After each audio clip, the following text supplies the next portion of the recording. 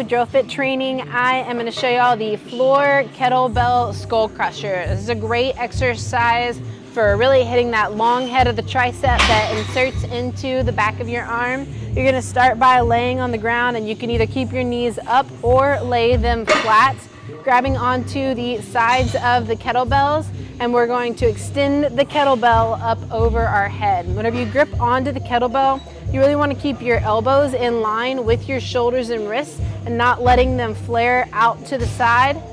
I'll go ahead and show you a couple of reps. Lying down, back is pretty flat. Go ahead and drop your shoulder blades down and back underneath you, keeping your traps dropped as well. Gripping onto the handles. The only axis of movement here is right at the elbow. So we're just going to extend straight up and then lower the kettle back down. And you can either pause right before the bottom or go ahead and tap the ground.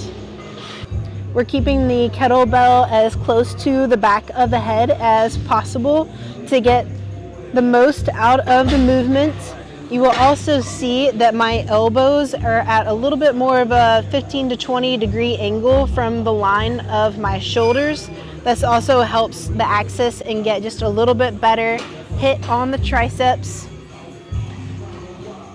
This is a great movement to go really heavy on since you have the ground there to back you up if you go to fail, and it's also great to superset with some other exercises. That is going to be the lying kettlebell skull crusher on the floor.